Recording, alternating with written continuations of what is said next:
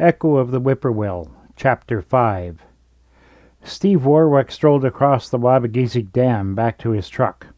He did the weekend inspections of all the power plant sites. The warm fall weather encouraged him to take his time. The phone ringing in his pocket did not bother him. It was not his wife, only someone from Coppercliff. He would call back. Maybe. Two canoeists were drawing a red fiberglass touring canoe from the water, preparing to carry it down the hill to the Vermilion River below the powerhouse. "If you wait a minute, I'll give you a ride in the pickup," Steve called and increased his pace. He enjoyed meeting the occasional travelers, and this was a favorite quick trip for adventurers from Sudbury. The rarer ones on the Spanish at High Falls were serious paddlers who took the challenging long route from the railway at Biscaytasing, maybe as far down as the North Channel near Spanish. Steve backed the truck to the slope down the river and sat comfortably above the tail race on the Vermilion in a little shady spot for his morning break. He let the phone sound several more times and waved at the departing paddlers as he hit the call button. The security guard had finally enticed Steve Warwick to answer his cell phone. "Where have you been?" the guard demanded. Steve resented the tone as if the rent-a-cop was his boss. He had never met her. This chick might be hot, but she sounded like the girl who bullied him in grade 3. "On my break, sweetheart," Steve smiled at the cell. "We unionize get them, you know." He had to rub it in. The security people had lower pay and powerless to unionize.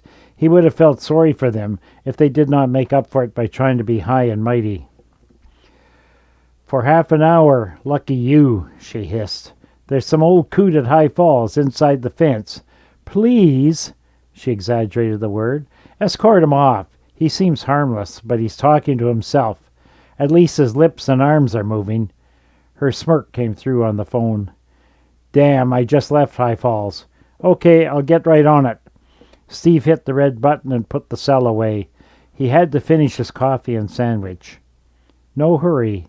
If I wait long enough, the geezer will be gone." The road passed above the frog pond, and in the morning stillness, Mo could hear the trickle of water through the gorge that had been his joyful playground. He paused, and Donnie took his hand once more. The thick stands of trees screened the spot, but he felt it. Donnie squeezed his fingers. He looked down through the cedars and birch. One cold winter day, when he was older and had a good camera, he photographed a deer at the bottom. It had watched him with big, calm eyes.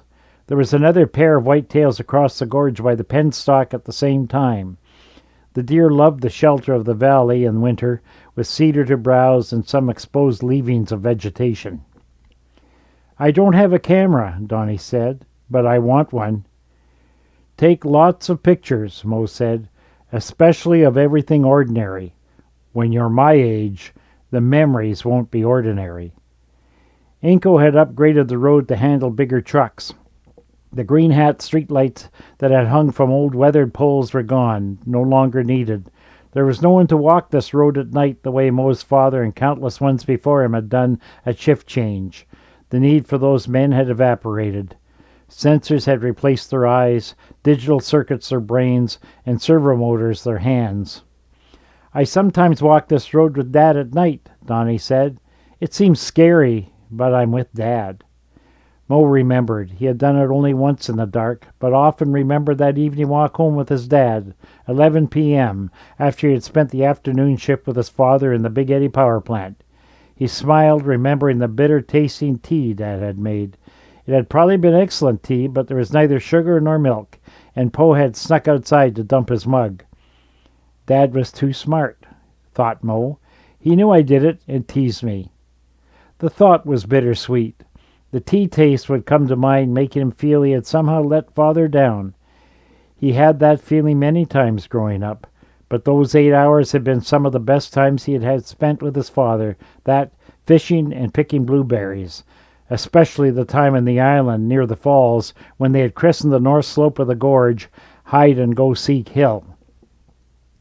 Dad and Mo had been picking higher up the hill in a nice damp nook of berry plants and sphagnum moss, when a neighbor came along, lower down along their picking.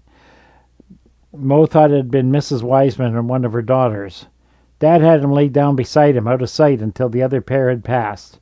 Henceforth, it was hide and go seek Hill. Strangely, it had been a bonding moment. Maybe I got my shyness from Dad, Mo mused. I never understood why Dad didn't want them to see us. What do you see about the road, Donnie? Mo gazed on towards the first little rock cut with its enormous cliff on the upslope side and the toothy stub towards the gorge. They removed the big logs, but they're here sometimes. You read my mind. Those old cedar boom logs became too old, and they used them to line the side of a safety barrier. The ugly cable is new, Mo said. I only walk beside the logs, Donnie replied. Mo could still see the logs in his mind.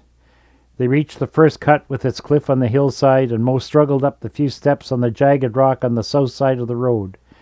The view was open here, and Mo could see over the gorge to where the rock shelf, as broad as a roadway, passed along the south side.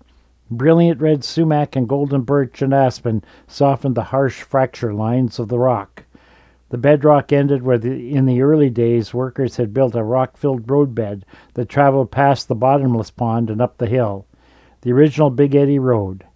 Mo never knew if that rock ledge of dark rust-smudged granite that formed an almost perfect path, either natural or blasted out, but the surface was smooth as if worn by centuries of silt-laden water. It also had the wood-grain finish like the bottom rock of the gorge. Goes back to the end of the Ice Age, Mo thought, and then remembered. The summer that big slab of rock, maybe 20 or 30 tons, had fallen off the side of the ledge into the rock bass pond. It gave him his first lesson that the world always changed. Before that event, he had believed nothing would change, a thought encouraged by the soothing certainty of a small boy growing up beside the always constant Spanish River. Mo returned to reality. Donnie had remained quiet and patient while Mo's memories flowed. It's scary, said Donnie, whenever I'm on the old flat fishing rock. I look up wondering if another's going to crush me. The best chance is in spring, Mo said, with the authority of years. When the winter ice has wedged its way from the cliff, it made me nervous too. They walked on past the spring in the deep hollow towards the hill where the log drivers used to take a drink, and passed through the second big cut. The north face was almost vertical, but the south side leaned over towards the road. When they built the rail line, they had blasted out rock along the natural fractures with no interest in spending any extra effort squaring the thing up. Not like today, when diesel fuel for drills and lots of dynamite allowed squared-off rock cuts. Just past this big cut, the old road joined the new. There were signs of recent use. I guess the maintenance crews go there occasionally. Let's walk down. A cap of newer gravel covered the way, with plant growth struggling through crushed by the tires of the occasional vehicle. 2 rock hills towered 10 meters high on each side and framed a natural passage on the hard gray granite, with seams where blueberry plants struggled, now dressed in autumn yellow. A bird sprang from the rock high above. A big raven, spooked by something, swooped downwind towards the ponds, black against the sky. Nothing seemed to scare those suckers, Mo thought. I wonder what's up there. Mo paused about halfway down to where the road came out above the big pond and looked up to the rocky rim.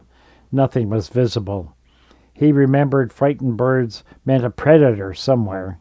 He wondered, but ignored the warning as he searched the gravel road for signs of another old memory. Somewhere here was the other little spring, between the tire tracks and covered with a wooden hatch. There was no sign of the spring, only weed-covered gravel. Maybe that wet spot. Mo stared. The new road now ran across the backfill of the dam all the way to number 2 bulkhead. Logical, Mo thought. You can do wonders with powerful diesel engines, a luxury they didn't have in 1906. It looked like they had made many changes to the head gatehouse. Donnie tried to latch on the bulkhead door. Someone had locked it for a change. Often it was open. The black painted corrugated iron cladding was impenetrable, as was the steel lattice-covered window. We have to go down and around, Brian said. The little gaggle of kids scrambled back to where the concrete dam anchored into the rock, slipped between the railing 2x4s and into the birch-shaded slope that led to the east. They scrambled down to the bottom of the dam and then skirted around the corner of the foundation. "Watch the muck!" Donnie's shoe tried to come off in the soft, saturated bog that half buried the penstock beneath the dam. They scrambled in their wet shoes over the half-round of the big pipe. "What's that smell?" one girl gagged. "Remember the dead beaver last week in the whirlpool up there?" Brian nodded to the top of the dam. "They must have fished it out and thrown it down here." "That's disgusting!" exclaimed Beth. The odor of the decaying flesh saturated and would stick with Donnie right to lunchtime. They gingerly picked their way past the rotting, bloated carcass with the flies buzzing around it and gladly scampered up the steep slope to the steps from the dam to the top of the sun-charred hill. Here black pipes formed the railing. The smoothness felt satisfying in Donnie's grip. Behind the protecting railing they watched the whirlpool swirl in the rushing water sucked into the intake. Number 5 generator on full power gulped a lot of water.